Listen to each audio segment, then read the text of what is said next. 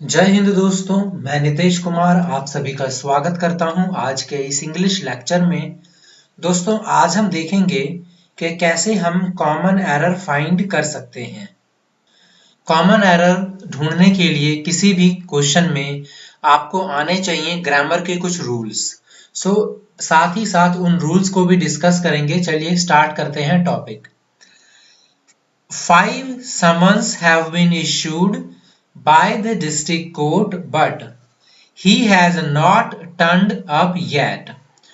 यहाँ पे देखिए 5 summons यानी 5 summons, तो ये प्लूरल हो गया। have been issued by ये पैसिव वॉइस है, तो have been वर्ब की थर्ड फॉर्म बिल्कुल सही है। by आ गया यहाँ पे, द डिस्ट्रिक्ट कोर्ट सही है। बट he has ये आपका देखिए यहाँ पे क्या आ गया, he has not turned यानी has वर्ब की थर्ड फॉर्म, नेगेटिव में yet आता है, ये भी सही है। और टर्न अप का मतलब होता है अपीयर होना यानी कहीं भी उपस्थित होना, ये भी सही है।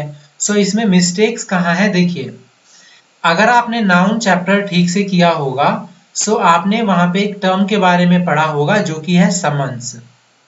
देखिए समन्स का यूज वर्ब और नाउन दोनों के तरीके से होता है।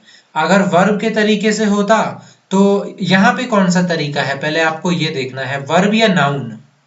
5 समन्स यानी 5 समन भेजे जा चुके हैं, ये वर्ब हो गया आपका हेल्पिंग वर्ब, ये मेन वर्ब, तो ये नाउन का ही काम कर सकता है क्योंकि एक वाक्य में एक से ज्यादा वर्ब नहीं हो सकते।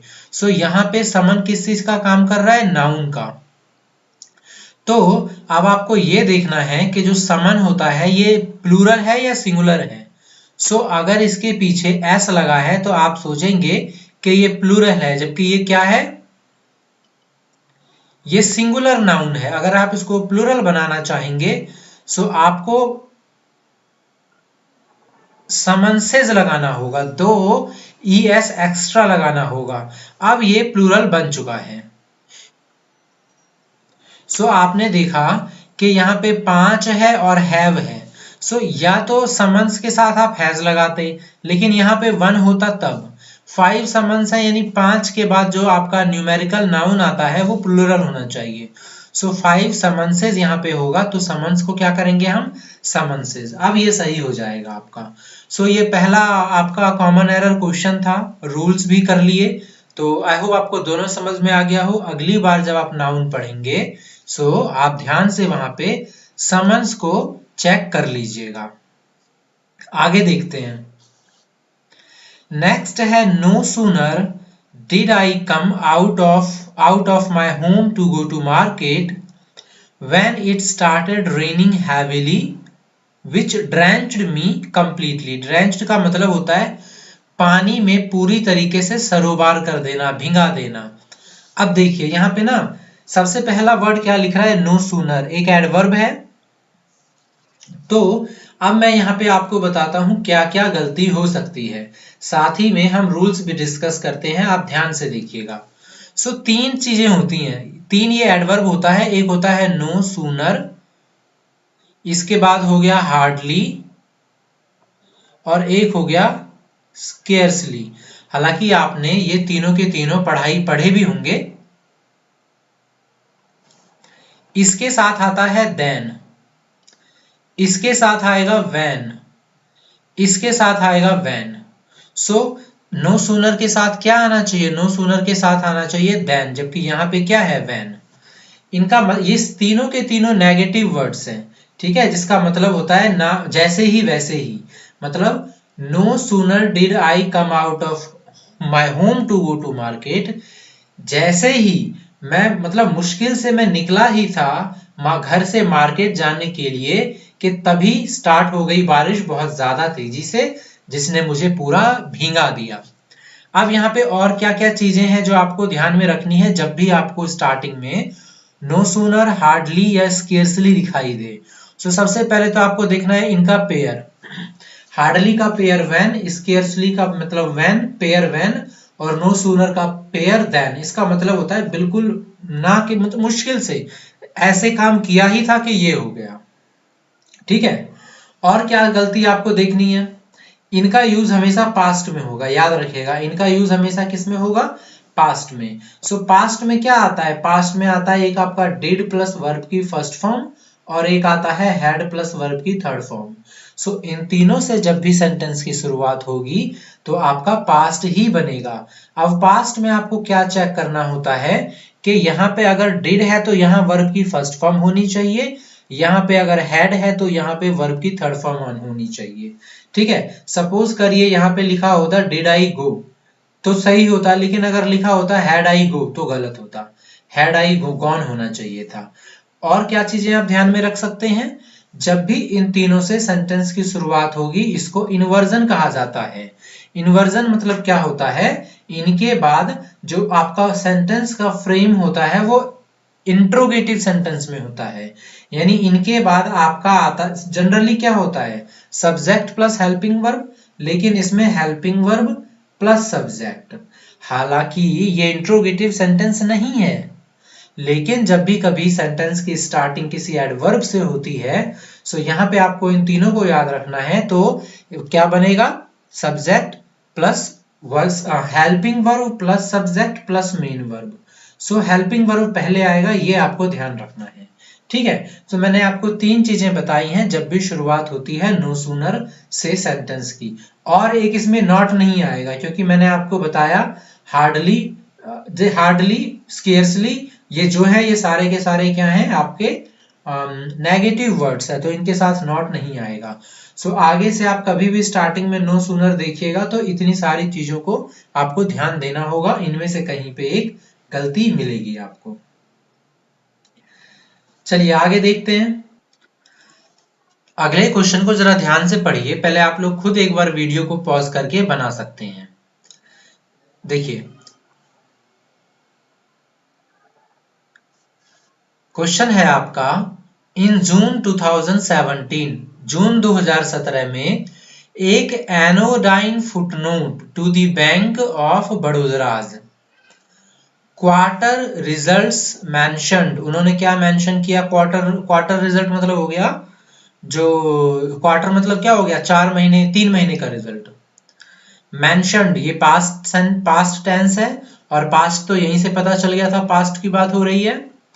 मेंशन्ड ए फाइन, एक fine levied by South African Reserve Bank, fine किसने लगाया था, South African Reserve Bank, headquartered in Pretoria, headquarter कहां पे है, प्रिटोरिया में।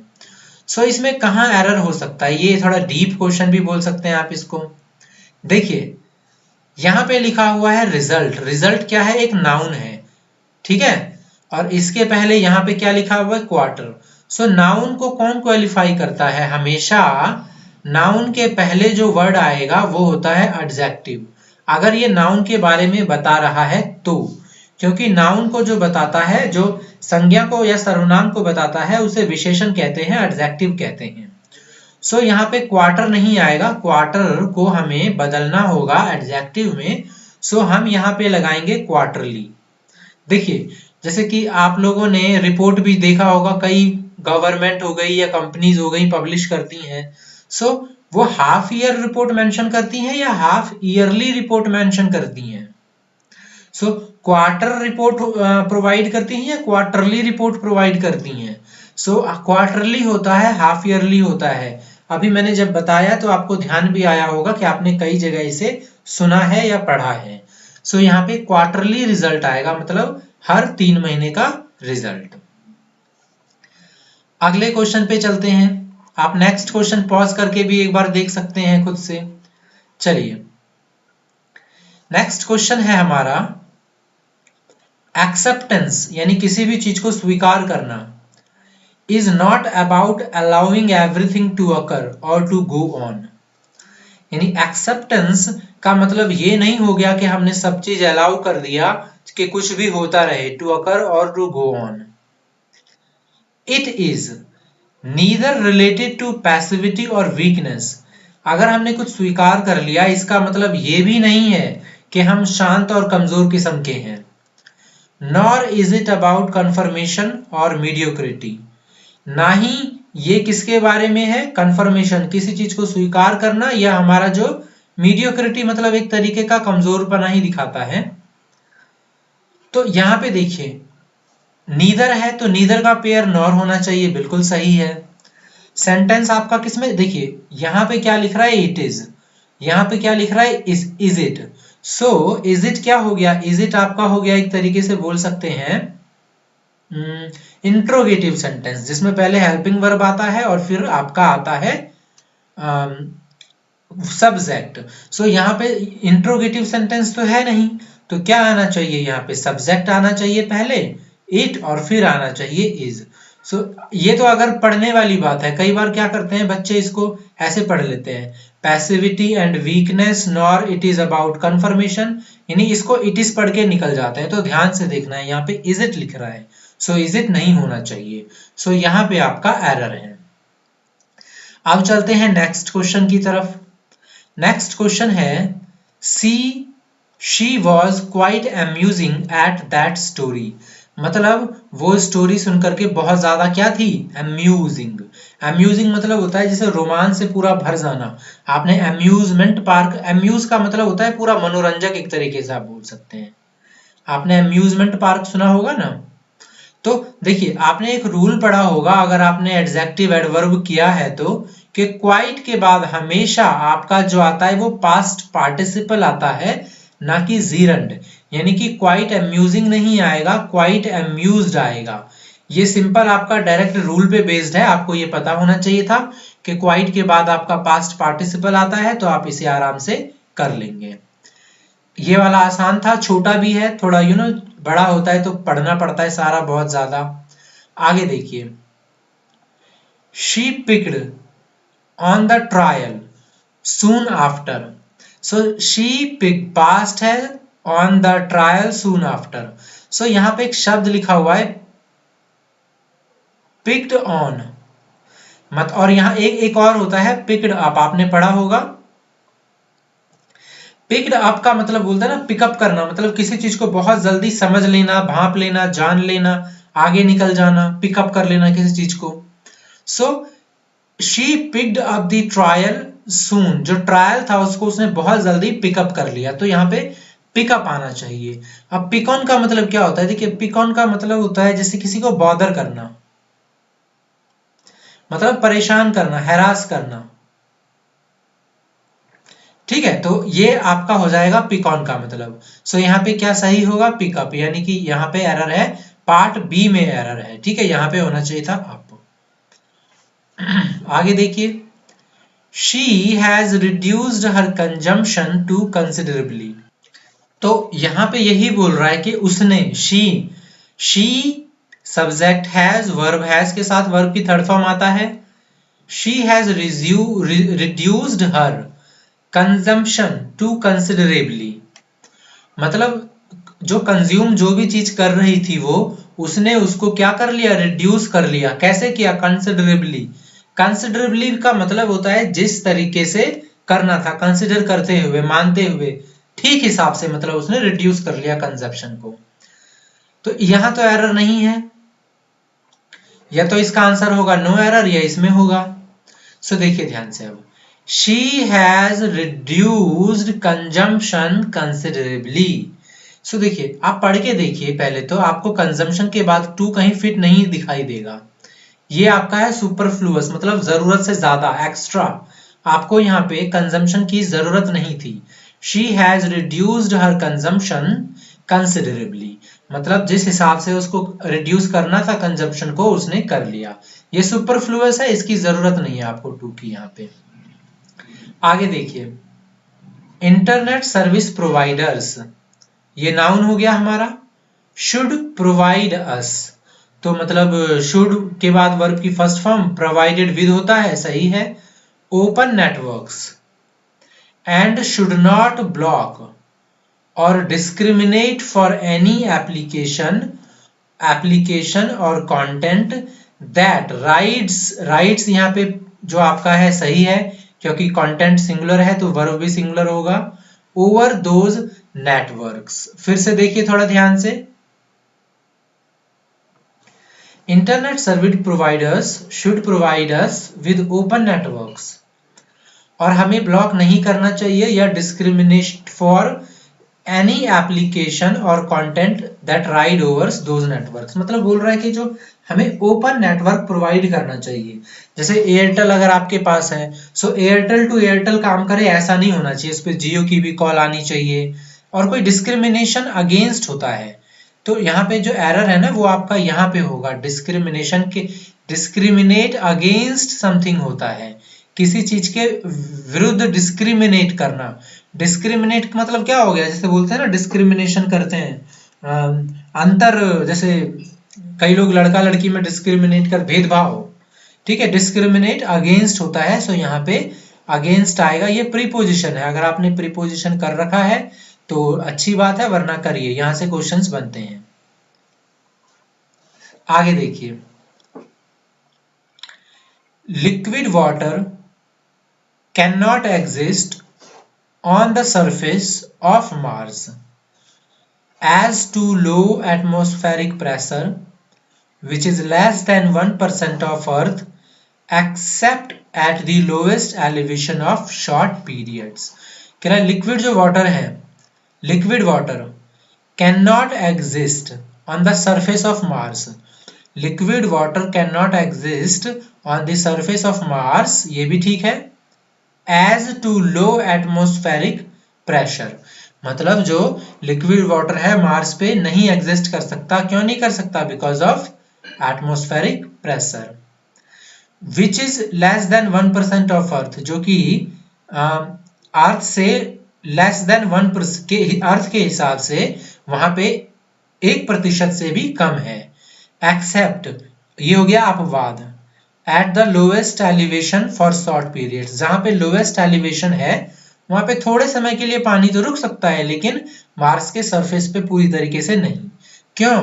Because of low atmospheric pressure. So यहाँ पे क्या आएगा आपका? ड्यू टू या बिकॉज ऑफ, आप कुछ भी लगा सकते हैं, क्योंकि लिक्विड वाटर मार्स पे एग्जिस्ट नहीं कर सकता क्योंकि एटमोस्फेरिक प्रेशर वहां लो एटमोस्फेरिक प्रेशर के कारण। सो एज टू तो कोई सेंस नहीं देखता, तो यहाँ पे आना चाहिए था बिकॉज ऑफ, क्योंकि लो एटमोस्फेरिक प्रेशर, या फिर due to low atmospheric pressure. So यहाँ पे एरर है आपका एज टू में। लास्ट क्वेश्चन देखिए आज का, it was difficult decided about breakup. It was, यहाँ तो एरर नहीं है, अबाउट ब्रेकअप में भी नहीं है कोई error. So it was difficult decide. So difficult के बाद आता है आपका इंफिनिटिव यानी कि to. So difficult, it is very difficult to go outside in winter, मतलब सर्दी में बाहर जाना बहुत डिफिकल्ट है। It is very difficult to crack maths exam, it is very difficult to solve interrogation, so sorry trigonometry. So यहाँ पे क्या हो गया आपका? डिफिकल्ट के बाद टू आना चाहिए, तो एरर कहाँ है? यहाँ पे टू होना चाहिए, पार्ट नंबर बी में आपका एरर है। अभी हमने किया 10 टोटल कॉमन एरर और काफी अच्छे से किया। आपको उम्मीद करता हूँ समझ में आ गया हो। अब आपको करना क्या है? आपको वीडियो लाइक करना है, सब्सक्राइब करना है, ताकि हमें पता चले कि वीडियो आपको कैसे लग रहे हैं। और कुछ कहना है तो कमेंट बॉक्स में कर दीजिएगा। चलिए आज वीडियो यहीं रोकते हैं। वीडियो देखने के लिए आपका धन्यवाद।